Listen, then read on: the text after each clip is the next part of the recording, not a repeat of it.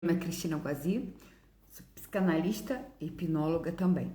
Gente, hoje eu quero falar com vocês sobre um caso relacionado com medo de altura e como isso foi detectado através do inconsciente, no inconsciente, não é isso? Vamos lá. Eu estou tratando de um cardiologista e ele estava alegando que ele foi fazer um passeio aqui no Pão de Açúcar, no Rio de Janeiro, tá? E lá dentro, quando ele foi subindo tal, ele nunca teve isso. E ele já foi várias vezes no Pão de Açúcar. E ele relatou que subindo o Pão de Açúcar, ele começou a ter umas palpitações tal. E estava um dia bonito, sem vento, sem nuvens, sem chuva, sem nada. E ele começou a perceber que aquilo não era normal, porque aquele bondinho já está lá há 70, 80 anos, não sei direito ao certo. Aí ele começou a racionalizar o porquê aquilo iria cair com ele. Aí ele percebeu que aquilo não era real, aquilo era algo da cabeça dele. E ele já estava vindo me questionando também a respeito de uma ajuda na hora de estar tratando o paciente. Porque assim, a pessoa que faz medicina, ela faz a medicina, ela aprende a tratar do corpo, não é isso? Determinadas partes do corpo, porque hoje em dia tem especialidades. E dentro de especialidades ainda tem as subespecialidades. Por exemplo, quem trata a mão, aí tem que trata o dedo, quem trata a audição, trata também, enfim. Tem as subdivisões. E estava me falando da dificuldade dele, mesmo tendo feito a faculdade de medicina, essa questão de estar conversando com o paciente. E eu falei para ele, eu não posso falar o nome dele, né? Enfim, não é legal isso. E eu falei, fulano, para você ter noção, eu tô falando isso, gente, porque eu conheço vários médicos, né? E médicas também e tal, que eu convivo, e uma série de coisas, e eles falam a mesma coisa. Eu não consigo ter preparo emocional para tratar da pessoa. A pessoa chega cheia de problemas e eu não sei o que falar, eu não sei como tá conduzindo aquilo. Porque normalmente a pessoa que chega com um problema físico é porque aquilo já começou na mente lá atrás, né? Vamos lá, vamos falar sobre a altura. Aí ele falou sobre a altura na primeira consulta, foi uma consulta, né? Porque eu já tratei dele há uns 2 anos atrás, de um determinado assunto que foi resolvido, voltou com essa questão agora. E aí ele veio falando a questão, quando se fala que a pessoa está com problema de medo de altura, Tio Freud já falava, a pessoa está querendo controlar alguma coisa que ela não sabe o que é. Aí eu, com os ensinamentos de Tio Freud, comecei a pesquisar da onde está vindo esse controle, né? Porque o meu trabalho como hipnóloga, quando eu acesso o inconsciente, eu preciso estar lá fazendo a averiguação. Só que às vezes não é de bate pronto que acontece, né? Então, se faz necessário um tempinho. Às vezes, na segunda consulta eu consigo, na terceira. Por quê? Porque eu já sei quais são os problemas. Se o problema é X, a resposta é Y. Enfim, é meio que matemático, tá? Literalmente é matemático. Aí, vamos lá. Aí ele começou a falar, tal. Aí eu falei... mas ele não conseguia falar, né? Eu falava, como é que foi a sua infância, tal, para ver se sem precisar utilizar a hipnose de uma outra maneira, sem regredir. Porque devido ao pouco tempo que ele tem um tempo escasso para poder estar fazendo a terapia, tá? Ele só consegue estar fazendo 1 hora e mesmo assim dentro do carro para não se expor dentro de casa e no consultório, enfim. É um pouco complicado isso. Faz no estacionamento de shopping. Eu tenho outras pessoas também que fazem que não tem carro, que fazem também em vários locais, praça pública, enfim. Vamos falar. Simara, boa tarde, meu amor. Então, Simara, o caso dela já é diferente. Eu tô falando, Simara, sobre o caso de como detectar a pessoa que tem problema de medo de altura, né? O seu caso já é diferente. Gente, ela tem uma paranormalidade, digamos assim, que ela sai do corpo. É algo bem legal. Mas a gente tá procurando cortar isso, que não é... É legal, assim, a experiência, né? Mas, enfim. Ela voa. Eu falo que ela é uma paciente voadora. Enfim, uma pessoa maravilhosa. Ela é professora. Então, vamos lá. Voltando aqui ao caso do paciente, o que aconteceu? Aí eu comecei a tentar pescar sem estar utilizando a hipnose, né? Sem estar, deixa eu procurar aqui o que simboliza. Tava com ele na mão agora aqui. Caramba, gente. O que simboliza, né? Ah, tá aqui, ó. O que simboliza a hipnose, né? Eu não uso isso não, tá, gente? Eu uso a própria respiração da pessoa. Por isso que eu faço online. Não utilizo essa coisa de pêndulo por aqui. Não uso normalmente a internet, eu uso o telefone. A não ser quando o sinal não é legal, ou então quando a questão a pessoa está em outro país. Aí fica inviável, né? Que às vezes tem pessoas que vêm já peguei pessoas do Alpes suíços, já peguei pessoas de vários lugares do mundo, que assim que eu fico, caramba, o negócio vai longe, né? Essa coisa aí da internet. Mas enfim, vamos lá. Quando eu utilizei a hipnose com ele, que a gente chama de hipnose ericksoniana, que o Milton Erickson era um psiquiatra, que ele começou a detectar que quando levava a pessoa à infância, a pessoa, Freud também, né? Começava a detectar determinadas situações.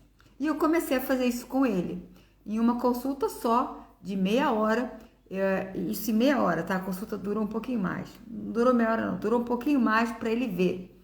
Aí o que ele detectou? Que o pai dele era uma pessoa que brigavam muito o pai e a mãe. Ele não gostava daquilo, ele achava aquilo horrível, a briga dos pais. E ele gostava muito da questão da família. E uma vez ele, com 3 aninhos, a mãe dele virou para ele e falou assim: vamos ter que ir embora, que aqui não é o nosso lar. E ele acordou assim e tal. Aí ela falou assim: não, pode voltar a dormir, não vai ser hoje não. Teve um outro dia que ela acordou ele, e quando ele acordou, ele estava na casa dos familiares, enfim. Então ele tinha esse medo de não ter a família dele, né? Da família dele escapar assim de uma hora para outra. E o pai dele começou a atrair a mãe dele, tá? E tanto o pai quanto a mãe também são médicos, tá? Não sei se hoje em dia ainda são médicos. Aí o que aconteceu? O que a gente descobriu disso? Que ele hoje em dia ele tem um comportamento totalmente controlador no sentido de... Agora vocês vão ver como é que o negócio é delicado, né? O bagulho é doido, como eu falo. Tudo que o pai dele, que ele queria que o pai dele fosse lá atrás, quando ele era adolescente, jovenzinho e criança, e o pai dele não era, em termos de comportamento, em termos de pai, em termos de um monte de coisa, e que ele queria que o pai dele fosse, o verbo queria já quer dizer, tá só no mundo da imaginação, ele começou a perceber que não era. E ele, quando adulto, ele faz tudo ao contrário. Quer dizer, ele está quebrando os padrões do pai. Isso é muito positivo, isso é show de bola. Sendo que ele está deixando de ser ele. A moça que falou que da viagem, de ficar voando, ela já falou que está melhorando. E deu umas risadinhas aqui. Mas isso, gente, aí é porque eu brinco muito com os pacientes também, às vezes eu também sou brava, tá, gente? Enfim, eu uso um pouquinho de cada coisa. Vamos lá. Eu procuro ser muito natural dentro das terapias, porque... Ai, uma coceirinha no nariz, uma alergia, vamos lá. Tem uma criança já aqui sentada no meu colo. Tá querendo ser youtuber também. O nome dessa mocinha aqui é Mimosa, o nome dela, ó. Todo gatinho que tem 3 cores sempre é uma menina. O nome dela é Mimosa. Vamos lá.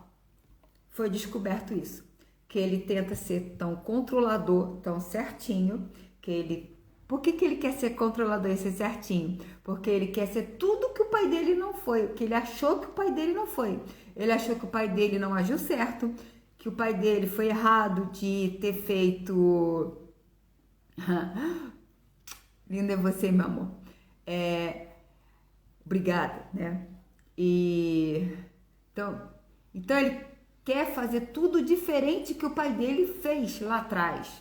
Ou seja, o pai dele... E ele falou que depois que os pais se separaram, que o relacionamento dele com o pai melhorou muitíssimo. Sendo que a questão do controle. ele tenta controlar tudo que ele pode. Por quê? Não é, aí eu, né, tive que usar aí uma certa coisa aí de... Ele não quer ser controlador a ponto de tem que ser do meu jeitinho, não. É que não tem que ser do jeito igual do pai dele, sendo que ele tá, no momento, fazendo coisas que não são muito bacanas para ele, porque ele tá sendo permissivo, não posso falar em quê, em determinadas situações que não é trabalho, tá? Na vida dele, para não ser igual ao pai. Ou seja, ele tá deixando de ser ele devido a essa questão. Ou seja, Cristina, mas você tá falando sobre medo de altura. E ele veio falando, a gente teve consulta, acho que foi na quinta, e ele falando que ia pegar um voo no domingo para viajar. Eu falei, qualquer problema, entre em contato comigo. Não entrou, tá tudo bem. Porque eu dou uma assistência também quando a pessoa tá se tratando comigo, e após também da mensagem, alguma coisa, não vai me matar escutar um áudio e responder, gente. Se eu podendo fazer, né, não vai cair minha mão e nem minha boca, tá? Eu faço. Então, o que acontece? Minha mentora fica louca comigo. Mas isso não é profissionalismo, não sei o quê. Você funciona mais com o coração.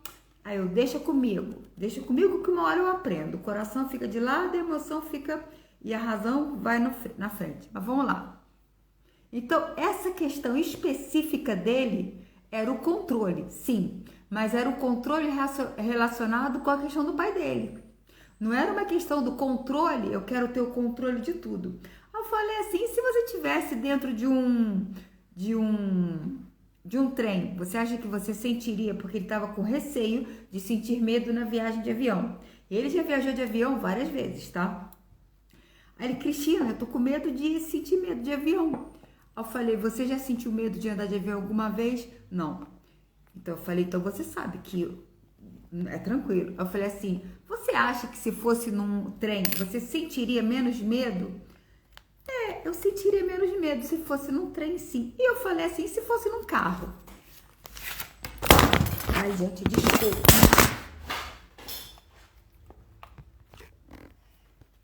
A gata, uma outra gatinha minha, que eles querem ficar tudo em cima de mim. Bem, vai aqui de mão mesmo. Vem pra cá pra mostrar quem que você é, danadinha. Vamos lá, o nome dela é Bibi. Vamos lá, a tenebrosa, né? Ela derrubou aqui o negocinho. Vai na mão porque não tá quebrado. É isso aqui que eu uso, tá? E eles quebram à toa esses negocinhos. Vamos lá. Então, gente, tem que ter cuidado, porque nem sempre o medo de altura vem de controle, sim. Mas todo o controle precisa ver de que tipo de controle é esse, tá? No caso dele, era relacionado com o pai. Foi fácil de descobrir? Não. Mas foi fácil porque eu tenho experiência no trabalho. Então, assim, eu detectei o que era a questão do pai dele. Só que ele tem um probleminha chamado a família dele é perfeita. Ele acha que todo mundo dentro da família dele é perfeita, que ele tem muita gratidão, que ele é muito devoto a Deus e tá. Sendo que a Simara tá aqui rindo da situação dos gatos, que ela também tem gatinho, sabe como é que é. Só acontece com quem faz, não é isso? Eu não vou cortar a live no meio não vou não. Vamos lá. Vai do jeito que tá mesmo. Não dá pra ir bonitinho, vai também do jeito que dá pra ser, tá indo, tá bom. Então, assim, nem sempre todo medo que a gente sente, de altura no caso, né, é um controle que você entende. E ele tem muita questão de que meu pai é bacana, minha mãe é bacana, e eles são bacanas, e não sei o que é bacana. Eu nem me lembro se eles estão vivos, acho que sim. Não, o pai acho que já é falecido e a mãe tá viva. Mas enfim, aí ele, através disso, ele percebeu que tiveram aí algumas falhas. Que ele não gostou do pai dele ter traído a mãe dele. Ele achava que isso era coisa normal do pai, É normal, né? Só que a criança não vê dessa maneira. Ele, quando criança, com 4 aninhos, ele não viu como sendo normal isso. Sendo que ele não tinha essa lembrança. Então, só para falar para vocês, essa questão do medo de altura tá relacionado, sim. Deixa eu ver aqui os comentários, senão não enxergo direito. Vamos lá. Tem aqui o rapaz falando que os gatinhos também querem participar. Sim, são um bando de fofoqueiros, um bando. E são bastante que eu tenho, são 7 gatinhos que eu tenho em casa, 6, sei lá, já nem sei. Hoje de manhã eu descobri que estava um escondido dentro de um armário, já há 2 ou 3 dias. Aí eu escutei o miado e eu sempre procurando ele, estava dentro do armário escondido. Olha que loucura. Mas, vamos lá. Acontece. Também saiu comendo tudo. Então, essa questão do medo de altura, vamos lá. Medo de altura sempre tem a ver com controle, tá? Sendo que a pessoa precisa estar analisando que controle é esse. Ele estava com muita dificuldade de dar nomes aos sentimentos dele, às emoções que ele sentia relacionado com o papai e a mamãe dele. Que meu papai e minha mamãe são especiais. São especiais até você perceber que não são tão especiais assim, que são seres humanos normais, com problemas e com situações. Tem o lado bom e o lado ruim. Nem todo mundo tem só o lado ruim, nem o lado... Gente, até os psicopatas têm um lado bom, por incrível que pareça. Até as pessoas que matam, roubam, estupram e fazem milhões de loucuras, tem um lado positivo também, tem um lado bom. Alguns fazem coisas boas, tá?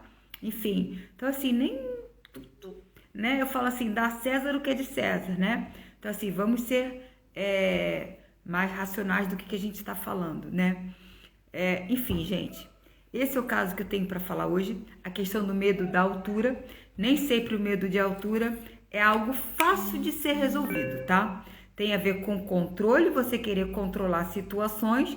Agora, quando você entra num avião ou por exemplo, num trem, eu conheço uma moça que ela não anda em ônibus, aqueles ônibus fechados com ar-condicionado, não passa em túnel. Pego muitas pessoas assim, não passam em túnel.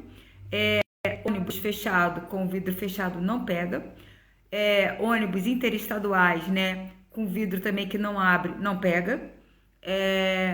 Outras coisas, BRT também não pega, VLT também não pega, avião muito menos. Ou seja, a pessoa é altamente medrosa, tem medo de tudo. Enfim, mas não quer se tratar, porque é conveniente, não é isso? Tem determinado, tá tendo ganho secundário ali de não querer se tratar. Mas enfim, então assim, o medo de altura tem a ver com controle, você querer ser perfeccionista, sim, mas tem que ver que medo é esse, da onde está vindo esse medo. Porque enquanto você não descobrir da onde está vindo o medo e de que maneira, não é tão simples assim. Parece que é muito simples estar falando, né? Mas não sei o que tal. Agora sim, vocês imaginem, até conseguir detectar que era porque ele estava insatisfeito com o pai dele quando ele era criança.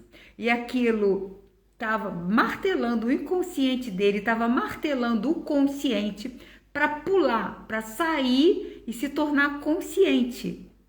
Quando ele detectou isso, pronto. Tudo se esvaiu da mente dele e o medo passou, tudo passou. Ou seja, aquela coisa da perfeição, ele começou a falar. Eu falei para ele, fulano, o nome dele começa com R, ele é homem. Fulano, você conseguiu entender? Ele falou assim, Cristina, não só entendi isso, como muitas outras coisas. É porque eu não estou conseguindo verbalizar isso em palavras, mas fez todo sentido para mim. Inclusive para outras situações na minha vida, que na próxima consulta ele falou comigo que ia conversar comigo sobre isso. Então, gente, só para explicar para vocês como é interessante trabalhar com a hipnose, acessando diretamente o inconsciente da pessoa, como sai coisas de lá dentro do arco da velha. Isso é muito rápido, vocês vejam. Na terceira consulta, a pessoa consegue entender o porquê. Voltou! A dona fulaninha, ela quer participar. E ela é meio desenjoada, gente, ela é meio chatinha. Ela é bonitinha, né? Dela é Bibi, porque ela é igual a mãe dela, que a mãe dela se chama Bianca. A mãe dela mora aqui no condomínio. Vai pra lá, Bibi. Ai, gente, então, com a hipnose foi fácil descobrir. Agora vocês imaginem se eu utilizasse... Ela tá entrando bem na minha lâmpada. O rabinho dela se mexendo. Então, o que acontece? Se eu não utilizasse a hipnose, imagina quantas consultas eu levaria para conseguir detectar isso. Ele ia ficar falando, e ele tem dificuldade de falar de papai e mamãe, que papai e mamãe são maravilhosos para ele. Enfim, quantas consultas não iam demorar isso? Por isso que eu falo da importância de trabalhar acessando o inconsciente, tá? É rápido. O negócio flui. É maravilhoso, tá, gente? Enfim, fica aí o caso do medo da altura. Tio Freud tinha razão. É mania de perfeição, é medo.